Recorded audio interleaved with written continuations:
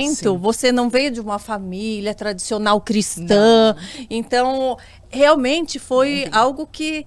Foi muito forte. Foi muito forte, muito pessoal. Foi. Né? Então eu quero entender como que foi desde essa conversão, né? Porque é muito interessante, né, de saber. A minha conversão, assim, aconteceu de uma maneira muito assustadora, mas muito necessária, porque como a minha família sempre foi envolvida com muita coisa espiritual, né? Então eu fui mística, eu fui esotérica, eu fui kardecista 6 anos antes de eu ser crente, antes de eu ser cristã. Então, a minha família sempre foi uma família que buscou muito a Deus. Minha mãe sempre acreditou muito em Deus. Eu tenho essa herança, né? Muito forte. A minha mãe sempre teve muita fé. Mas na minha família não existia o ensino de que Jesus era o Messias de Israel, o Senhor, o Rei do Universo, o Rei da Eternidade. Não tinha esse ensino, né? Ninguém tinha a Bíblia como fonte da verdade, né? De princípios. Então, eu acreditava em Deus, mas uma das coisas que mais permeia o universo da classe artística, das pessoas que não conhecem a Bíblia, eu não sabia e não acreditava que o mal existia sendo uma força espiritual externa.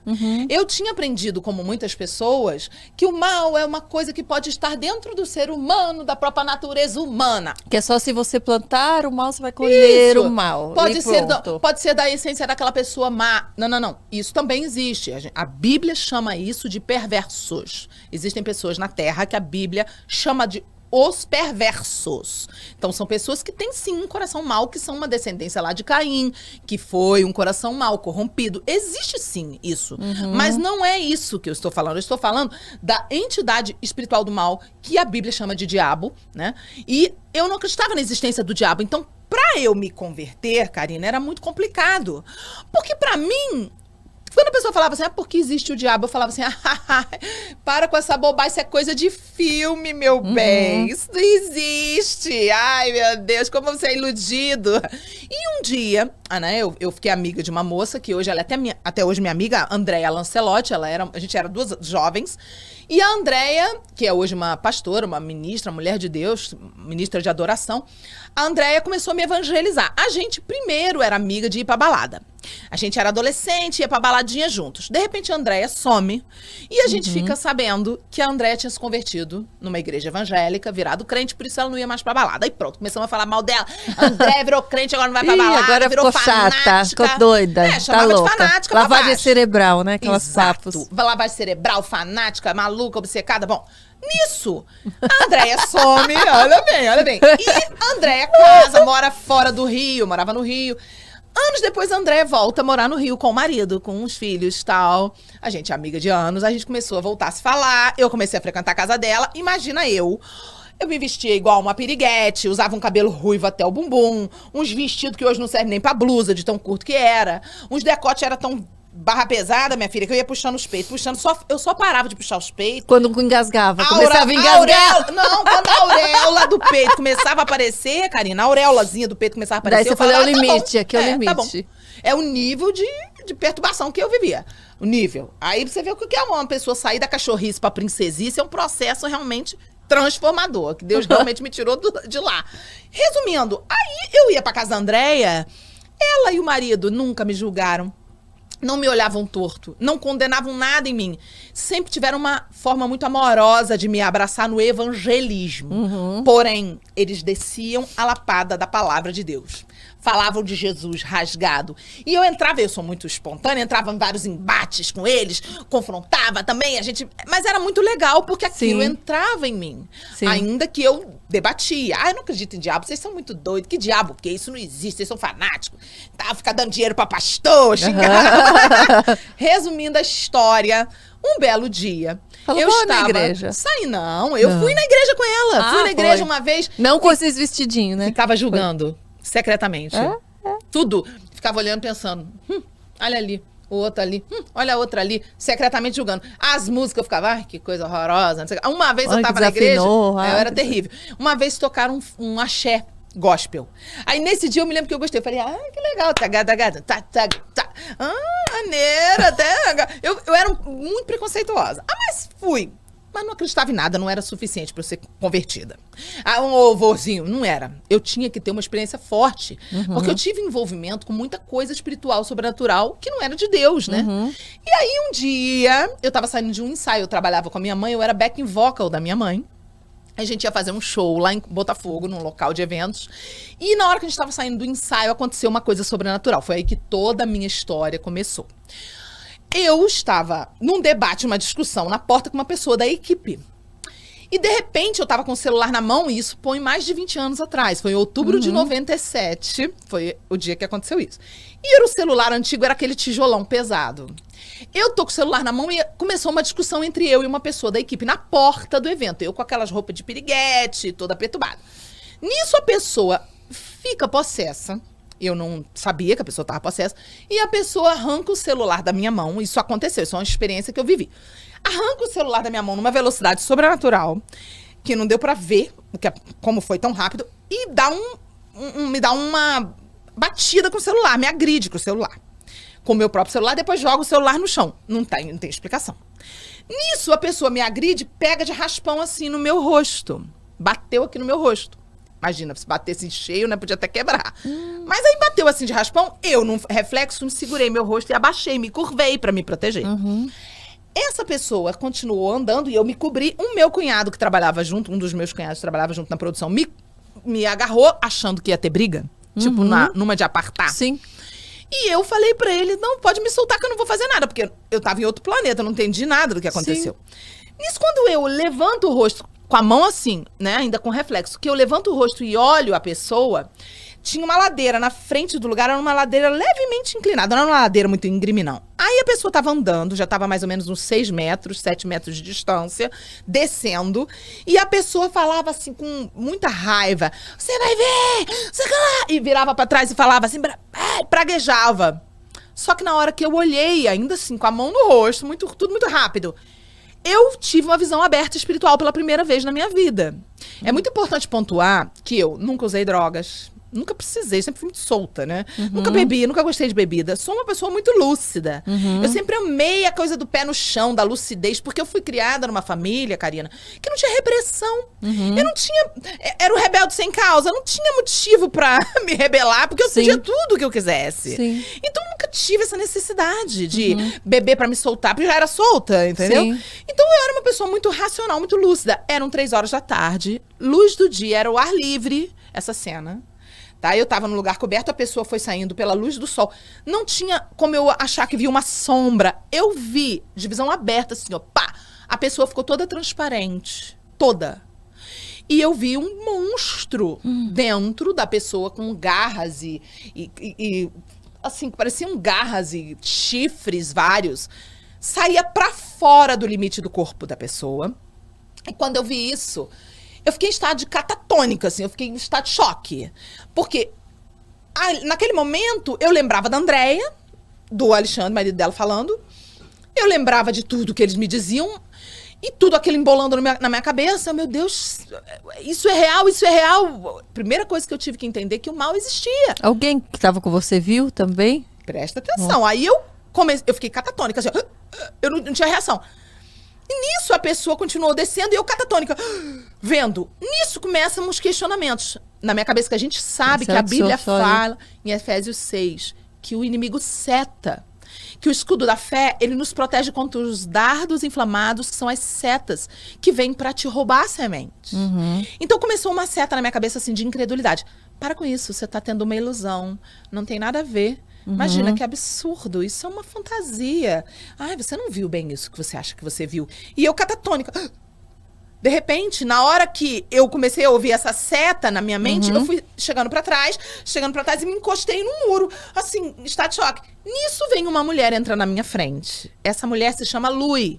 Ela era guitarrista da nossa banda. Ela tocou, não sei se ela ainda toca, porque eu não assisto quase televisão, anos na banda do Serginho Grosman, do Altas Horas. E a Lui é cristã, e eu não sabia. Ela era guitarrista da nossa banda. E ela viu também. A Luz me segura e fala assim, olhe pra mim. Ela é baianinha, tem o sotaquinho baianinho, né? Olhe pra mim. Aí eu olhei. Ela disse, não fique com raiva dessa pessoa. Porque o que está nessa pessoa não foi a pessoa que lhe agrediu. foi o inimigo. Aí, Karina. Aí eu pirei. Porque eu pensei... Aí eu acordei do transe, né? Do estado de catatônica, que eu tava assim, paralisada. Eu acordei e comecei a chorar instantaneamente. E comecei a chorar porque eu comecei a entender. Sabe quando o chão sai? Toda a minha base que eu construí até ali, tudo que eu acreditava ruiu. E aí eu comecei a ter que me reconstruir a partir daquele momento. Meu Deus, então no que eu vou acreditar? A Andréia tem razão, a minha amiga tem razão. Fui pra casa, liguei pra ela, ela foi correndo, ela morava na Barra, eu morava no Alto Leblon. Ela foi lá me visitar. Chegou na minha casa, começou a orar comigo. Aí ela orou e foi embora. Daquele dia em diante, eu entrei no meu quarto, todos os dias antes ou depois do trabalho, eu entrava no meu quarto. Eu nunca tinha lido Bíblia. Eu nunca tinha ouvido falar, né? Eu não sabia o que era Espírito Santo. Eu nunca tinha ouvido falar de Mateus 6,6, que manda você orar no secreto. Nunca. Mas eu comecei a praticar sem saber. Eu trancava no quarto e falava com Deus. Deus, olha, se o diabo existe, então deve ter outras coisas aí que a Bíblia fala que é verdade. Agora eu quero que você me fale. Só que eu era abusada. Em vez de eu orar com reverência, não tinha nenhuma reverência, né, a Deus, eu falava assim, olha só, dentro do quarto. Eu quero saber o resto dessa história. Você tinha quantos anos nessa época? 24. Eu quero saber, eu falava assim, eu quero saber a verdade dessa história. E tem mais, não adianta você mandar pastor, padre, rabino, profeta, pai de santo nenhum pra falar comigo. Quero falar direto. Eu não quero ouvir ninguém, eu não vou acreditar. Ou você fala diretamente comigo. Olha o nível de abuso, né? Abusada. Bom, enfim, Deus teve misericórdia ali da minha ignorância, teve misericórdia e viu meu coração sedento. Sim, sim. 2 semanas se passaram fazendo isso. Chegava do trabalho, ou antes do trabalho eu fazia. Depois de 2 semanas eu tava em cima da minha cama e foi o grande dia, o dia D da minha vida. Eu tava assim de pijamão, eu tinha uma cama de casal bem grande, eu tava com as pernas esticadas. E eu tinha o hábito de escrever. Toda vez que eu ia falar com Deus, né, eu escrevia carta do que eu tava falando. Eu tenho até hoje esse caderno guardado. E nesse dia eu tava escrevendo uma carta que dizia mais ou menos assim: Deus, eu nunca conheci um homem sério, porque eu era uma mulher que o meu vazio eu preenchia, não era com bebida, nem drogas. Meu vazio eu preenchia com relacionamento sexual, com homem. Minha droga era relacionamento. Então eu era uma mulher super promíscua, eu era uma mulher que usava os homens, eu era muito feminista, eu era muito aquela coisa de também eu pego igual, eu era desse tipo. Eu pego, descarto, eu não sei o que vou pegar agora, vamos ver que vai ser o próximo. Exato, eu achava que eu tava por cima, eu achava que assim, eu tava me validando. Mal sabia eu que eu tava sendo aeroporto de demônio. Desvalorizando, E aeroporto de demônio, porque o sexo tem o poder de transferência de espíritos. Então, eu recebia muitos espíritos malignos através da relação sexual ilícita. Eu era aquelas mulheres que ia pra boate, pegava o cara, andava com camisinhas e camisinhas na bolsa, achava que eu tava por cima, achava que eu era uma mulher moderna. Eu era uma mulher perdida, né? Mas eu tava me achando, entendeu? Se achando. E tava toda arrebentada. E resumindo, na hora que Deus me chama, eu tava afundada em pecado, vivendo cheia de pecado. Tinha muita coisa ruim na minha vida, né? Cargas energéticas malignas na minha vida. E eu tinha um coração sedento por amor, sedento por uma história de amor, sedento por ser amada, né? Eu tinha aquele desejo de encontrar uma pessoa, mas eu escondia isso de mim mesma. Sim. Porque, isso era dar o braço a torcer, que eu precisava de homem, né? Sim. Nisso eu tô começando a escrever a carta e falo, Deus, eu nunca conheci um homem sério. Eu não confio nos homens. Eu não acredito nos homens. De repente, o meu quarto é invadido. Se eu chorar, é porque eu tenho que tentar lembrar com detalhes para poder falar. E às vezes, na hora que você vai lembrar, você revive. Sim. Então eu tenho que tentar não chorar para poder conseguir contar sem ficar engasgando. Mas pode acontecer, gente. Respira fundo. É porque é muito forte a lembrança. Eu comecei a escrever, eu tava de perna esticada, assim, escrevendo, e eu falei essa frase, escrevi essa frase e falei. E de repente, eu comecei a sentir uma presença entrando no quarto, uma presença muito gostosa, muito maravilhosa, mas eu não estava entendendo ainda o que era. Era como uma anestesia. Eu creio que Deus, ele dá uma anestesia mesmo na gente, espiritualmente falando, tá, gente? É uma metáfora. Porque tem certas experiências, quando são sobrenaturais, Deus sabe que você não vai suportar. Que ele precisa vir como se fosse com aquele gás que a pessoa dá risada. Ele precisa vir com uma coisa espiritual parecida com aquilo para te anestesiar, porque senão você não aguenta a glória. E meu quarto foi invadido por uma glória. Eu não sabia o que era glória, nada disso. E continuei escrevendo e falando. De repente, aconteceu uma coisa. Eu ouvi uma voz que falou dentro do quarto, muito alta, e falou dentro de mim, muito alta, ao mesmo tempo. E é uma experiência que você vai ter que ter, porque eu não tenho como... Eu tento explicar, mas é muito difícil. Porque ela falou dentro e fora ao mesmo tempo. Era como se todas as células do meu corpo ouvissem e reagissem. E como se o quarto tremesse. Era como se dentro do meu quarto tivessem ligado um motor de um carro quando aquela voz falou. Entendeu? Eu não consigo explicar, é muito difícil. Mas ele falou, Sara. Quando ele falou, Sara. Ai, meu Deus, eu lembrar com essa vontade de chorar. Eu lembro da voz. Ui, volta. É muito forte. Quando ele falou, Sara, aquela voz ultrapassou o meu ser. E eu imediatamente já comecei a chorar e eu fui caindo por cima da cama. Já um choro, que é um choro que não é da alma, é um choro do espírito, é um choro de quebrantamento, é um choro de nascer de novo, que é a hora que o Espírito Santo toca no teu espírito humano e você é vivificado. E você é vivificada na hora, você nasce de novo, você tem um choro que não é controlável. E eu comecei a me curvar por cima da cama, fui caindo por cima da cama, caí no chão. E no chão eu fiquei em posição fetal, totalmente curvada, e eu comecei a sentir ele em pessoa entrando no meu quarto. Obviamente, eu pensei, vou morrer. Vou morrer porque se eu tô sentindo isso só de ouvir uma voz, se ele chegar perto e me tocar fisicamente, eu não sabia nada, não sabia que Jesus estava ali em espírito, não sabia nada de Bíblia, né? Eu só tava vivenciando, pensei, ele entrou aqui, Jesus veio, eu chamei, ele veio. E o mais interessante, que é uma coisa muito importante que eu não posso esquecer de contar, é que por 2 semanas eu chamava Deus, mas eu não chamava Jesus. Nesse dia aconteceu um diferencial. Eu fiquei meio cansada na hora. Eu tava falando, escrevendo a carta, eu senti um cansaço. Eu falei assim, nossa, não tá dando certo, né? Eu tô 2 semanas fazendo isso e não tá funcionando. Aí eu lembrei da voz da Andréia falando pra mim, você tem que orar em nome de Jesus. Tipo assim, o nome de Jesus é igual um e-mail. Se você não mandar em nome de Jesus.com, não chega no endereço. Não adianta você mandar em outro nome. Então eu lembrei disso e eu fiquei muito constrangida. Eu falei, ai, vou chamar um nome que eu nunca chamei. Eu não tenho intimidade com Jesus, né? Então é muito constrangedor você falar, Jesus, parece que você tá falando azulejo, telhado, qualquer coisa, menos um nome santo. E eu me lembro que eu senti, assim, aquela coisa de... Vai falar isso? Desconforto, assim. Que ridícula. Eu senti aquela seta na minha cabeça. Hoje eu sei que era seta, mas na hora eu não percebi.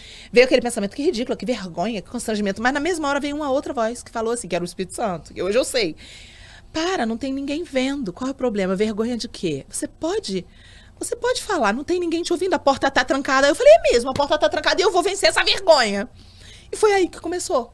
Foi a hora que eu chamei, Jesus, eu quero, me conta, me fala, eu quero saber a verdade. Quando eu falei essa frase, eu quero saber a verdade, e eu tava escrevendo, eu quero saber a verdade, e falando. Aí foi a hora que ele me chamou, Sara, e ele entrou e eu caí rolando. E aí eu comecei a sentir a presença se aproximando, como se fosse uma presença física. Eu pensei, eu vou morrer. Eu pensei, não vou abrir o olho.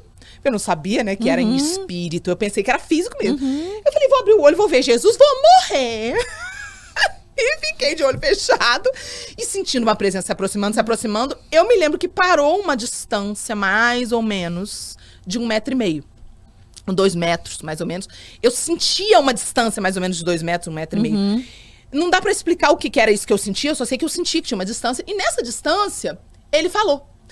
Tudo que eu perguntava durante 2 semanas, ele veio falando desde a hora que ele entrou. E quando ele chegou nessa distância, ele parou e falou que ia parar. E ele vinha falando pra mim, desde a hora que ele entrou, que ele era Deus, que ele veio à Terra como homem, que a Bíblia era a verdade. Agora você imagina eu, que fui criada numa família que ninguém me ensinou isso. Não foi um pastor que pregou pra mim. A minha amiga me evangelizou, mas quem me convenceu, quem me visitou foi Jesus. E aí eu ouvi ele me dizer tudo aquilo. E quando ele parou, ele disse, agora. Foi exatamente assim. Agora, eu vou ter que parar de falar com você. Ele falou no diminutivo. Porque o seu coraçãozinho não está aguentando. Mas eu vou deixar o meu Espírito Santo aqui. Só que eu não sabia o que era Espírito Santo, Karina. Eu não sabia o que era Espírito Santo. Então, quando ele falou, eu tava sentindo a coisa mais maravilhosa que eu já tinha sentido em toda a minha vida. Que nenhum homem tinha nunca me dado, que nenhum orgasmo múltiplo tinha me dado, entendeu? Que nenhuma experiência sexual tinha me dado, que nenhuma experiência espiritual em outra religião, ou credo, ou fé tinha me dado. O êxtase sobrenatural que eu tava vivendo e a presença que eu tava sentindo era melhor do que a vida. Eu me lembro que a experiência era parecida, assim, não dá pra explicar, gente, mas é mais ou menos isso. Tenta imaginar quando você tá num ambiente frio e alguém abre uma fogueira ao ar livre. Quando você vai chegando perto da fogueira, a fogueira tem um limite de aproximação. Só que você sabe que você não tá com a mão no fogo. Só que se você chegar mais perto, pode te queimar, começa a arder. Só que ainda tá longe do fogo. Você já teve essa sensação numa fogueira? A sensação de Jesus parar ali era como se eu estivesse no limite da fogueira. Só que ao invés de ser calor, era amor que queimava. Não dá pra explicar. A gente vai ter que viver isso, né? Não tem como. Todo mundo vai ter que viver isso pra poder você entender. A presença dele era um amor que consumia. E eu tava sendo consumida. Eu tava chorando muito. E o choro, quando você chora, o teu diafragma sobe. Então você faz... Quando você chora, faz... O meu diafragma começou a subir e não descia mais. Então ele subiu... E não descia mais, porque era um choro tão violento que eu não conseguia pegar o ar mais. Nossa. Eu comecei a ser consumida pelo amor. E subiu e travou. E eu comecei a não querer parar, porque eu não queria que aquela glória parasse. Eu comecei a desoxigenar. Eu comecei a sentir a ponta dos meus dedos, eu em posição fetal. Eu comecei a sentir as pontas dos dedos, da mão e do pé, formigar. Porque eu comecei a não mais sentir, porque eu comecei a desoxigenar. E eu comecei a ter consciência de que eu estava num estágio quase desmaiando. Só que ele começou a falar, eu vou precisar parar de falar com você agora. Uma voz que não dá pra explicar, é a coisa mais linda que existe. E ele disse, mas eu vou deixar o meu Espírito Santo, o seu coraçãozinho não está aguentando. E eu não queria que ele parasse. Então, sem voz, com o diafragma lá em cima, sem força, eu comecei a dizer assim com a boca. Não, para de falar. Não, para de falar. Eu não queria que ele parasse de falar. Sim. E sem perceber, eu tava escolhendo entre viver, porque eu poderia morrer. Eu poderia infartar ali. Meu coração poderia parar. Sim. Eu tava escolhendo entre viver e continuar ouvindo ele. Eu tava escolhendo continuar ouvindo ele. Sim. Que é muito forte, né, essa experiência. Sim. E ele parou, como ele disse, tudo que ele fala, ele faz, né? Ele realmente parou de falar. E eu comecei a voltar. Meu diafragma começou a voltar, eu comecei a conseguir respirar de novo, chorando muito. Meu dedo começou a voltar. Mas eu senti que aquela presença da forma como estava começou a sumir lentamente, mas ficou uma presença muito maravilhosa. Que é uma paz, assim, né? Que é o Espírito Santo, que é suportável. Porque a presença da visitação de Jesus em pessoa, ela é quase insuportável. É muito, muito forte. E é impossível você continuar a mesma pessoa depois disso. Eu adormeci, eu chorei por umas 4 horas ainda ali no chão, compulsivamente. E adormeci no chão. E acordei toda quebrada, toda doída.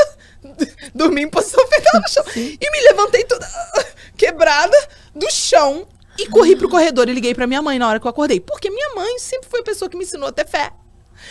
E quando eu entendi tudo que a André... Você falou, ela vai me entender. Vai entender. Né? E eu pensei, tudo que a André me falou nesses anos todos, foram 10 anos que a André me evangelizou, eu pensei, tudo que a André me falou por 10 anos é verdade. Se você não tiver Jesus, você não é salvo. Jesus é o único que traz a salvação. Meu Deus, a minha família toda, ninguém tem Jesus. Eu entrei em desespero. E é isso que acontece com muita gente quando não tem sabedoria, né? Porque eu não tinha nenhuma sabedoria, era zero sabedoria. Zero entendimento, zero tudo. Mas o desespero pra contar pra família, achando que todo mundo ia acreditar. Querendo salvar o mundo rapidamente. Deixa eu avisar todo mundo que todo mundo vai em me entender, vai acreditar e vai todo mundo se alertar e pronto, salvei, geral. Exatamente. Daí você começa a falar, pessoal...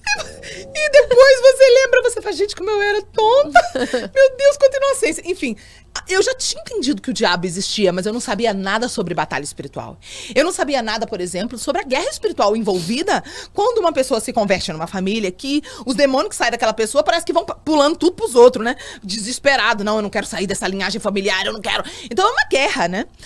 Mas eu não sabia. Eu peguei o telefone e liguei pra minha mãe. Minha mãe, obviamente, não acreditou em nada. Minha mãe começou a gritar. Ela fala, né, hoje em dia, quando a gente conversa sobre isso. Raramente a gente conversa sobre isso, mas quando a gente conversa, ela fala, minha filha, eu não lembro.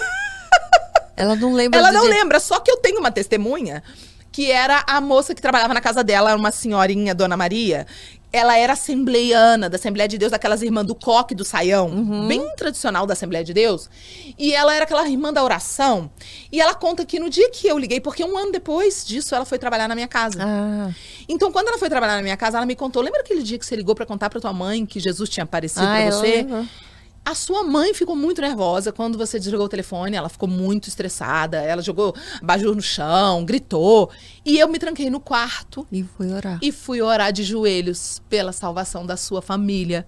Porque eu tinha entendido que Jesus tinha entrado na sua casa e que agora a salvação tinha chegado, porque eu e minha casa serviremos ao Senhor.